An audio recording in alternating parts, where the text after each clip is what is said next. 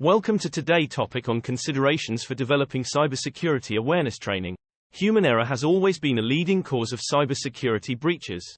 According to Verizon's 2022 data breach investigations report, 82% of data breaches involve the human element. Whether the breach results from stolen credentials, phishing, misuse, or a simple error, people play the largest role in these incidents.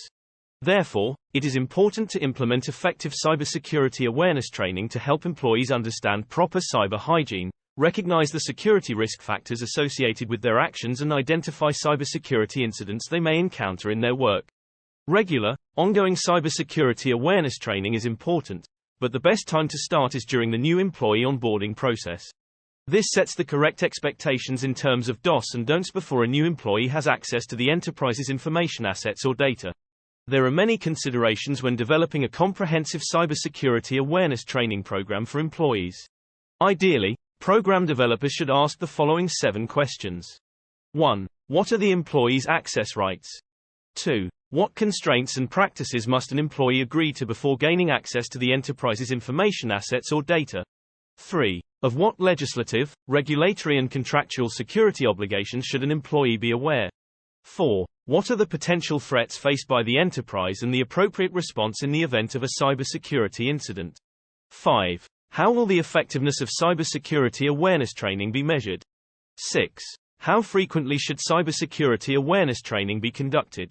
7. What is the best option to deliver cybersecurity awareness training?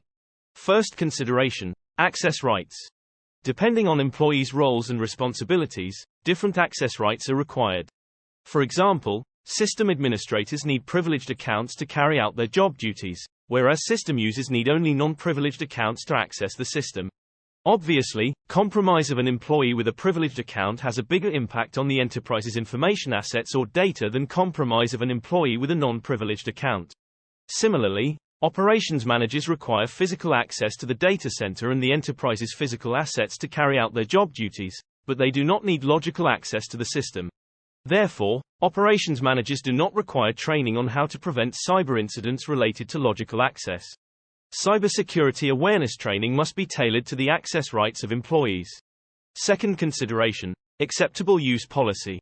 An AUP establishes an agreement between users and the enterprise and defines for all parties the approved uses of information assets and data before access to a network or the Internet is granted.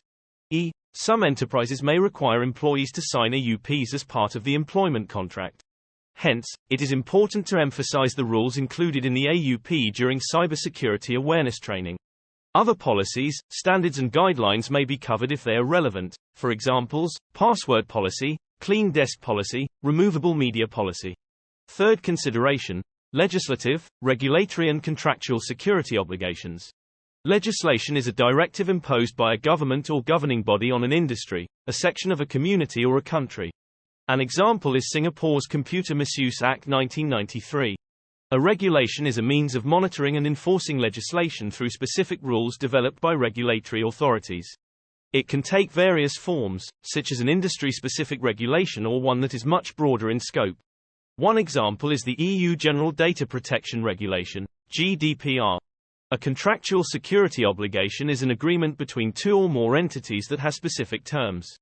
It involves a binding agreement to perform a task or provide a service in return for consideration. Including these obligations in cybersecurity awareness training promotes awareness of them and reinforces their importance. Fourth consideration: cyber incident response. Understanding threats related to the human factor is crucial for any organization. Threats can include: 1. Security threats involving physical access and device theft. 2. Social engineering, for examples, phishing, spear phishing. 3. Malware, for examples, viruses, worms, Trojan horses, ransomware, spyware. 4. Mobile device and online scams. 5. Social media threats. For any type of threat, employees must be trained to respond correctly once a threat has morphed into an attack. Employees must know when to report suspicious or confirmed cybersecurity incidents, who to report the incident to, and what communication channels are available for such reporting. Fifth consideration: effectiveness measurement. The effectiveness of cybersecurity awareness training can be measured through 1. Quizzes, to validate employees' knowledge after training. 2. Surveys, to gather feedback from employees to improve existing training and create better training topics or materials for future employees. 3. Number of reported cybersecurity incidents. Effective cybersecurity awareness training enhances employees' cybersecurity vigilance, leading to more reports of suspected or confirmed cybersecurity incidents. 7th consideration, frequency of training. It is recommended that enterprises hold cybersecurity awareness training every 4 to 6 months. 7th consideration, delivery of training.